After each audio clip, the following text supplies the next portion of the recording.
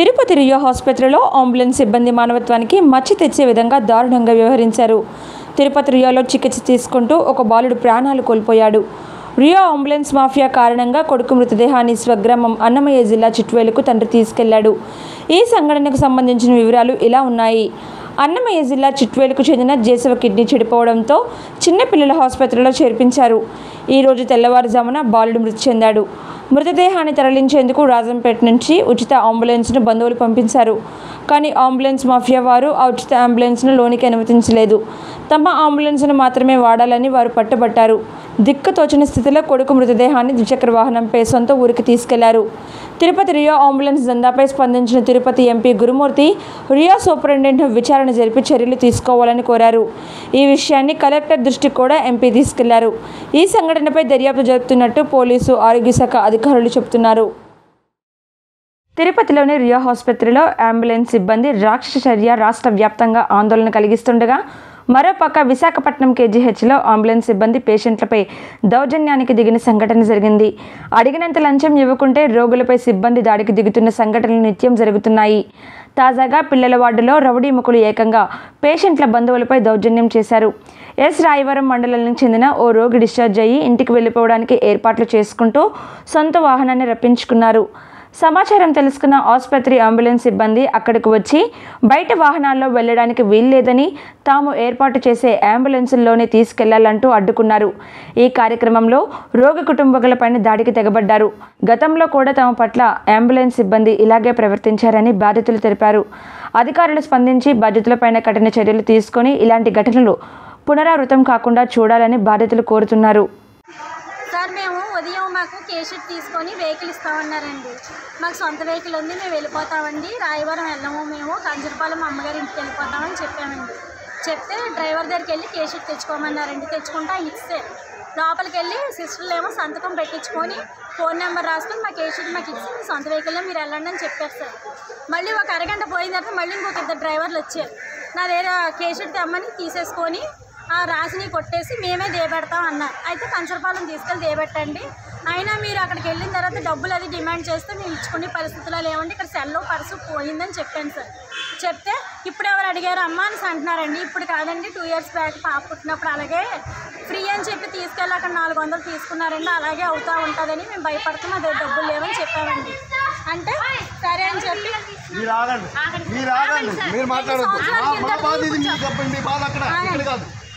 సంవత్సరాల కిందది ఇక్కడ మాట్లాడొద్దు అని అన్నారు. సరేనండి, మీరు ఏం అడగరు కదా, మమ్మల్ని కంచరపాలెం దింపియండి అని చెప్పేసి మేము కేషీట్ ఇచ్చేసి మేము బయటికి వచ్చి మేము మా బ్యాగులు అవి సర్దుకుంటున్నామండి. డిశ్చార్జ్ లెటర్ వీళ్ళ దగ్గర పెట్టుకొని ఏంటి ఎక్కడ దింపుతారు, ఎవరు తీసుకెళ్తారు ఏంటని మేము అడుగుతూ ఉంటే డిశ్చార్జ్ లెటర్ మాకు ఇవ్వట్లేదు. గేట్లోంచి కొని అక్కడ ఏమో బెడ్ ఖాళీ చేసేయాలని వేరే పేషెంట్ని తెచ్చేస్తారు. పేషెంట్కి బెడ్ లేదు, కొన్ని బయట తీసుకొచ్చి కూర్చోబెట్టుకుందామంటే డిశ్చార్జ్ లెటర్ డ్రైవర్లు రాసి ఇవ్వట్లేదండి. అది అడిగినందుకు గొడవండి. ఇక్కడ కేజెస్లోనే అయ్యింది. నా మీదకు వచ్చి నీకు బుర్రా బుద్ధి ఉందా లేదా, మేమే దేబెట్టాలా అని అంటే మీరే దేబెట్టండి, కంచరపాలెం దేబెట్టండి, కేషీట్ ఇవ్వండి అని మేము అడుగుతున్నాండి. అది కేషీట్లు దాసేస్తున్నారండి. మామూలుగా మొన్న వ్యాన్ డ్రైవర్ రాదు నిలబడితే ఏంటి ఏమైనా డబ్బులు ఇవ్వాలంటే మీ సంతోషం కొద్దీ 300-400 ఇవ్వాలంటున్నారు. మా ఫోను పర్సులు అయ్యి ఇక్కడ పోయాయండి. వచ్చి అడిగినందుకు అందులో ఒక డ్రైవర్ వచ్చి కొట్టేశాడండి పిల్లనిగా రక్తం వచ్చేలా కొట్టేశాడండి. ఇవన్నీ తుడిచాము ఇప్పుడు రక్తం అది. మేము ధర్మవరం ఎస్రాయవరం మండలం నుంచి వచ్చామండి. ఎస్రాయవరం మండలం ధర్మవరం నుంచి వచ్చామండి.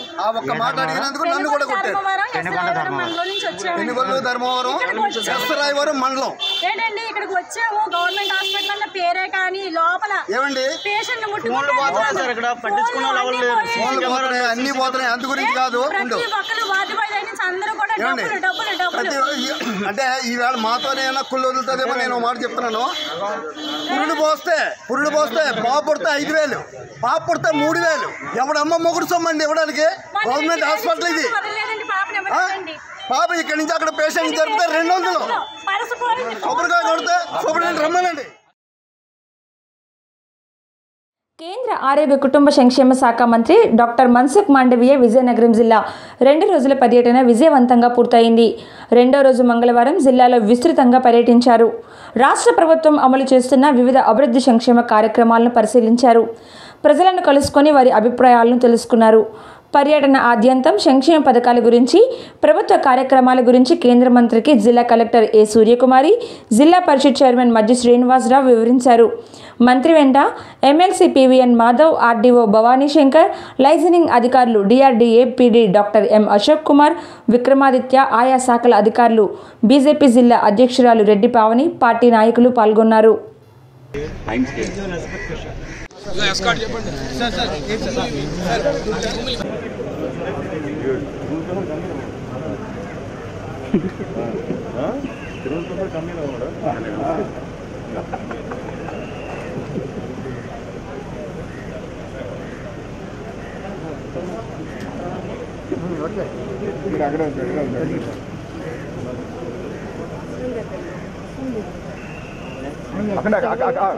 కార్పెట్ మీద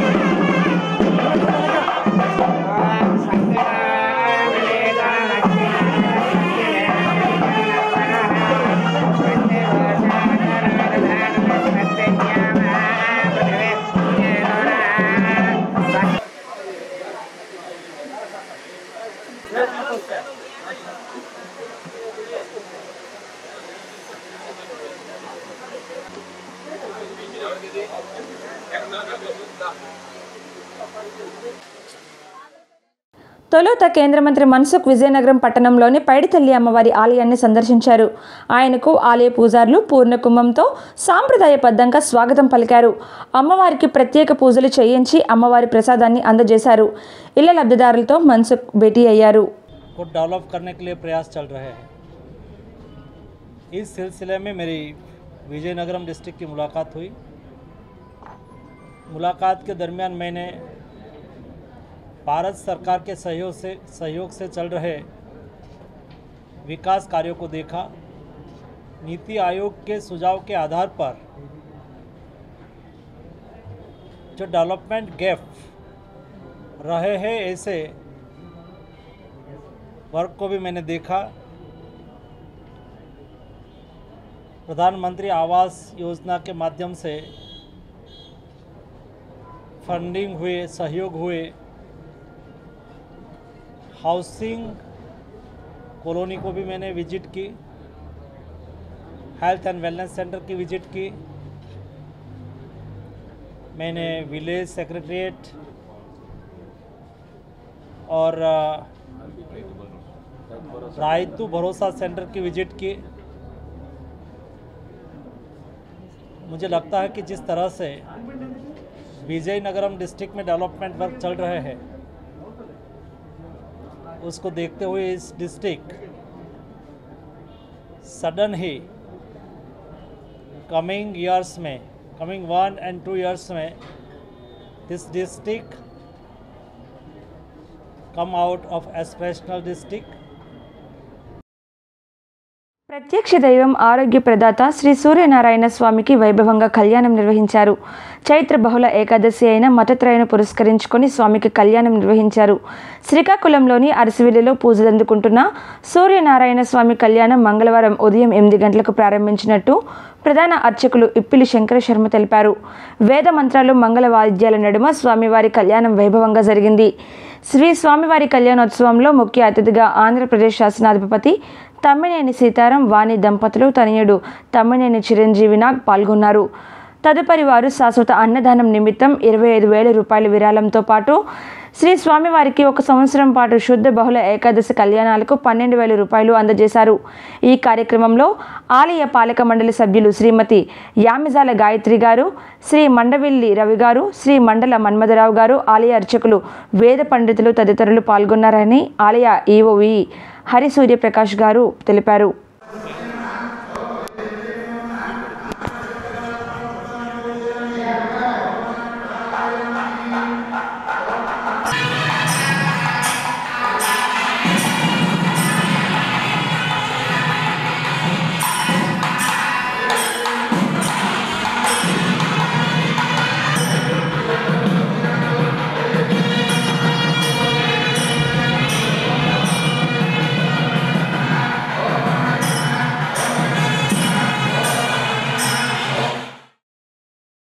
శ్రీకాకుళం నగరం చిన్న బజార్ వీధిలో శ్రీ వెంకటేశ్వర స్వామి ఆలయ నూతన పాలక మండలి ప్రమాణ స్వీకారోత్సవం వేడుకగా జరిగింది.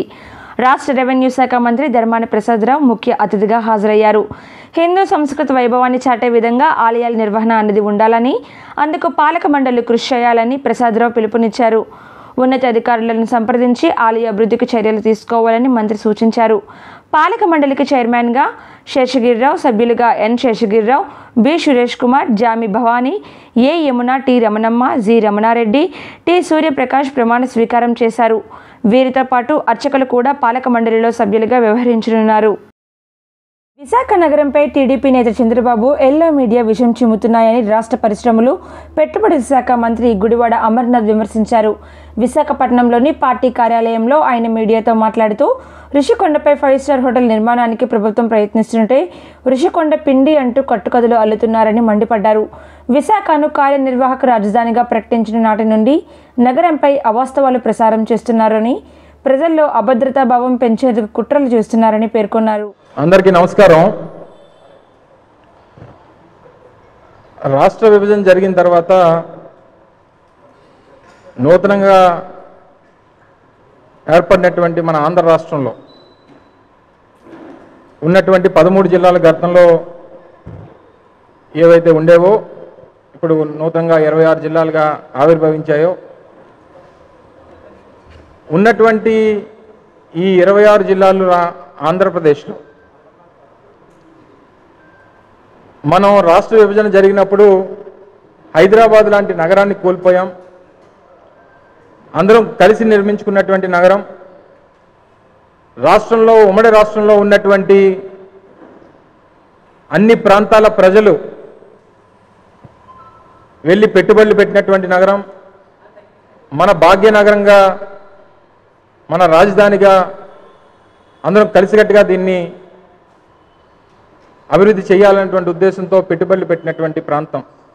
రాష్ట్ర విభజన జరిగిన తర్వాత హైదరాబాద్ లాంటి నగరాన్ని కోల్పోయినప్పుడు సహజంగా అందరం కూడా బాధపడ్డాం. సరే, రాష్ట్ర విభజన జరిగిపోయిన తర్వాత ఉన్నటువంటి ఆంధ్రప్రదేశ్లో అటువంటి భాగ్యనగరాన్ని తలదనేటువంటి నగరం మనకు కూడా ఒకటి ఉంది. అటువంటి నగరంతో పోటీ పడగలిగినటువంటి శక్తి కలిగినటువంటి నగరం ఒకటి ఉంది.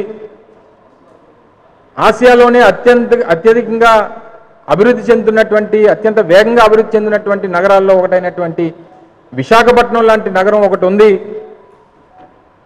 మనం కూడా ఈ నగరాన్ని ఆ రకంగా తయారు చేసుకుందాం. మనం కూడా దేశంలో ఉన్నటువంటి అనేక నగరాలతో Tier 1 సిటీస్గా ఉన్నటువంటి ముంబై కానీ, ఢిల్లీ కానీ, చెన్నై కానీ, బెంగళూరు కానీ, హైదరాబాద్ కానీ, కోల్కతా కానీ, ఇటువంటి ప్రధానమైనటువంటి నగరాలతో పోటీ పడగలిగినటువంటి శక్తి విశాఖపట్నం లాంటి నగరానికి ఉంది అన్నటువంటి ఒక నమ్మకంతో, ఒక ఆశతో అందరం కూడా ఉన్నాం. మరి అటువంటి నగరాన్ని గడిచినటువంటి రాష్ట్ర విభజన జరిగిన తర్వాత జరిగినటువంటి మొదటి ఎన్నికల్లో చంద్రబాబు నాయుడు ముఖ్యమంత్రి కావడం, ఇటువంటి నగరానికి చేయూతనివ్వాల్సినటువంటి సందర్భం ఉన్నప్పటికీ తను కొనుక్కున్నటువంటి భూములకి రేట్లు రావాలని నూతనంగా ఏర్పడేటువంటి ఒక రాజధాని ఏర్పాటు చేసి అక్కడ భూములు కొనుగోలు చేసి రియల్ ఎస్టేట్ చేద్దాం అన్నటువంటి ఉద్దేశంతో అమరావతి లాంటి ప్రాంతంలో తీసుకొని వెళ్ళి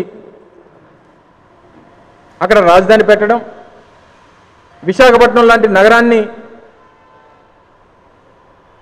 పూర్తిగా శ్రద్ధ పెట్టకుండా వదిలేసినటువంటి సందర్భాలు మనందరం చూసాం. ఈరోజు విశాఖపట్నం నగరానికి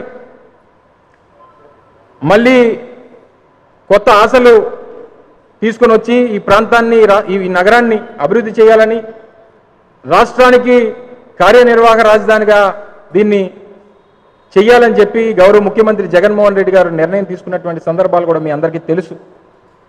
దాని మీద కోర్టులకు వెళ్ళి అడ్డంకులు సృష్టించేటువంటి కార్యక్రమాన్ని చేశారు. కొన్ని ప్రాంతాల్లో ఆ 29 గ్రామాలకు చెందినటువంటి రైతులు దానికి అడ్డంకులు సృష్టించేటువంటి కార్యక్రమం చంద్రబాబు నాయుడు గారి ద్వారా చేయడం జరిగింది. కొద్ది నెలలు మాత్రమే పదవిలో ఉంటే వైఎస్ఆర్సీపీ మంత్రులు పవన్ కళ్యాణ్ విమర్శిస్తే సహించేది లేదని జనసేన వీర మహిళలు హెచ్చరించారు.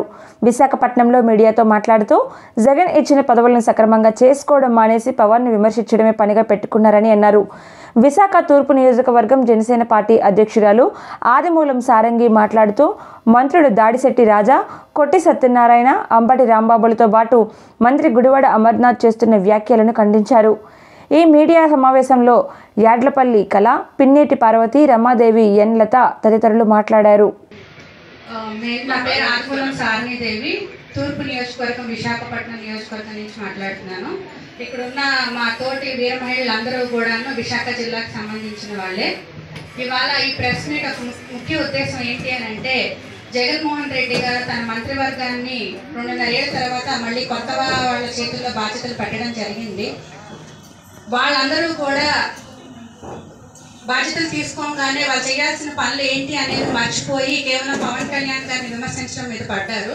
సో మేము ఈ ప్రెస్ మీట్ ఎందుకు పెట్టామంటే, దయచేసి వాళ్ళందరూ కూడా మినిస్టర్లు తీసుకున్న తర్వాత బహుశా వాళ్ళకి తెలియదేమో వాళ్ళు ఏం చేయాలి అనేది. మొత్తం 4 మినిస్టర్లు, దాడిశెట్టి రాజు గారు, రాజా గారు రోడ్డు శాఖ సంబంధించిన మినిస్టర్, ఆయన చేయాల్సిన పనులు ఏంటి అని అంటే పవన్ కళ్యాణ్ గారిని తిట్టడము, జరిగిపోయిన వాటి గురించి మాట్లాడటమో కాకుండా ఇప్పుడు పవన్ కళ్యాణ్ గారు ఎత్తి చూపించిన రోడ్డు సమస్యల మీద పనిచేయాలి. తర్వాత కాలంలో వచ్చే రోడ్డు ఇబ్బందులు సంబంధించి, ఫ్లైఓవర్ సంబంధించి చూసుకోవాల్సింది. ఇవన్నీ ఎందుకు చెప్తున్నామంటే, జగన్మోహన్ రెడ్డి గారు వాళ్ళకి దిశానిర్దేశం కేవలం పవన్ కళ్యాణ్ గారిని తిట్టడం మీదే ఇచ్చారు. ఈ మీడియా సమావేశంలో యడ్లపల్లి కళ, పిన్నేటి పార్వతి, రమాదేవి, ఎన్ లత తదితరులు మాట్లాడారు. తిరుమలలోని ఎస్వీబీసీకి చెందిన 5 LED స్క్రీన్లలో ఈ నెల 22వ తేదీ సాయంత్రం 3 ఇతర ఛానళ్లలో తెలుగు పాటలు ప్రసారమైన ఘటనపై టీటీడీ అధిష్టానం చర్యలు ప్రారంభించింది. దీనికి బాధ్యుడైన గ్రేడ్ 1 అసిస్టెంట్ టెక్నీషియన్ పి రవికుమార్ని సస్పెండ్ చేస్తూ టీటీడీ ఉత్తర్వులు జారీ చేసింది. రేడియో అండ్ బ్రాడ్కాస్టింగ్ విభాగానికి చెందిన అసిస్టెంట్ ఇంజనీర్ ఏవివి కృష్ణప్రసాద్కు షోకాజ్ నోటీస్ జారీ చేసింది. తిరుమలలో ఎస్వీబీసీకి చెందిన LED స్క్రీన్లలో ఇతర ఛానళ్ల కార్యక్రమాలు ప్రసారమైన ఘటనపై TTD EO KS Jawahar Reddy వెనువెంటనే స్పందించారు. విచారణ జరిపి నివేదిక సమర్పించాలని సివిఎస్ఓ నరసింహ కిషోర్ను ఆదేశించారు. ఈ మేరకు సంబంధిత విజిలెన్స్ అధికారులు విచారణ జరిపారు. ఘటన జరిగిన సమయంలో అసిస్టెంట్ టెక్నీషియన్ పి రవికుమార్ కర్నూలుకు చెందిన తన స్నేహితుడు గోపీకృష్ణతో కలిసి బ్రాడ్కాస్టింగ్ టీవీ సెక్షన్ కంట్రోల్ రూమ్లోకి ప్రవేశించినట్లు గుర్తించారు. కొంత సమయం తర్వాత రవికుమార్తో పాటు అక్కడి ఉద్యోగులు అందరూ బయటికి రాగా సాయంత్రం 5:28 వరకు గోపీకృష్ణ మాత్రమే కంట్రోల్ రూమ్లో ఉన్నట్లు గుర్తించారు. ఆ సమయంలోనే ఈ ఘటన జరిగినట్లు విచారణ నిర్ధారణలో అయ్యింది. ఈ మేరకు పి రవికుమార్ని సస్పెండ్ చేయగా అసిస్టెంట్ ఇంజనీర్ ఏవివి కృష్ణప్రసాద్కు షోకాజ్ నోటీస్ జారీ చేశారు. విశాఖ నగరం మరిపాలెం గ్రామదేవత శ్రీ కుంచుమాంబ అమ్మవారి జాతర మంగళవారం అంగరంగ వైభవంగా జరిగింది. ఉదయం నుండే భక్తులు పెద్ద సంఖ్యలో గుడికి చేరుకొని మొక్కులు చెల్లించుకున్నారు. కోవిడ్ కారణంగా గత 2 ఏళ్లుగా ఆగిపోయిన ఈ పండుగను ఈ ఏడాది ఘనంగా నిర్వహించినట్లు గౌరీ సేవా సంఘం అధ్యక్షుడు సదరం గోపీనాథ్ తెలిపారు. నా పేరు సదరం గోపీనాథ్. ఈ గౌరీ సేవా సంఘం ప్రెసిడెంట్ని. గత కొన్ని వందల సంవత్సరాల నుంచి మన కుంచుమాంబ మహోత్సవాలు జరుగుతున్నాయి. ప్రతి సంవత్సరం ఇదే విధంగా కొన్ని వేల మంది, ఒక 25,000 నుంచి ఒక 50,000 వరకు జనాలు వస్తుంటారు. ఇది మా ఆచారం, మా తాతల కాంచి ఉంది. ఈరోజు నేను తొలేళ్ళైంది 25వ తారీఖు, ఈరోజు పండగ 26. అలాగే మే 3 ఏమొచ్చి మారువారం. ఇదే విధంగా మాకు ప్రతి సంవత్సరం అందరు జనాలు మాకు ఆచరించి ఈ కార్యక్రమం జయప్రదం చేస్తుంటారు. ఉత్సవాల్లో జబర్దస్త్ టీం రైజింగ్ రాజు, దొరబాబు, వినోదిని తదితరులు ప్రత్యేక ఆకర్షణగా నిలిచారు. హాయ్ అండి, అందరికీ నమస్కారం. నేను మీ జబర్దస్త్ రేజింగ్ రాజుని. మరి ఇక్కడ వైజాగ్ కుంచుమాంబ అమ్మవారి సంబరాలకి నేను, నాతో పాటు దొరబాబు, అలాగే మన వినోదిని, లేడీ గెటప్, మీ ముగ్గురు ఇక్కడ ప్రోగ్రాంకి వచ్చాం. గత 2 సంవత్సరాల నుంచి అంతకుముందు చాలా గొప్పగా చేసే ఈ సంబరాలు, కుంచుమాంబ సంబరాలు గత 2 సంవత్సరాల నుంచి కోవిడ్ కారణంగా జరపడం లేదు కమిటీ వారు. మరి ఈ సంవత్సరం చాలా గ్రాండ్గా జరపాలని చాలా రకాల ప్రోగ్రాలతో వాళ్ళతో పాటు మా జబర్దస్త్ నుంచి మా ముగ్గురిని కూడా పిలిచారు. హాయ్ అండి. గత 2 సంవత్సరాలుగా కోవిడ్ కారణంతో శ్రీ కుంచుమాంబ అమ్మవారి జాతరలో జరగడం లేదు. కాబట్టి ఈ సంవత్సరం అన్నీ బాగుండి మన గౌరీ సేవా సంఘం వాళ్ళ తరపున కుంచుమాంబ అమ్మవారి జాతర ఈ సంవత్సరం అంగరంగ వైభవంగా జరగబోతుంది. ప్రతి ఒక్కరూ ఇచ్చేసి ఈ కార్యక్రమాన్ని విజయవంతం చేస్తారని కోరుకుంటున్నాను.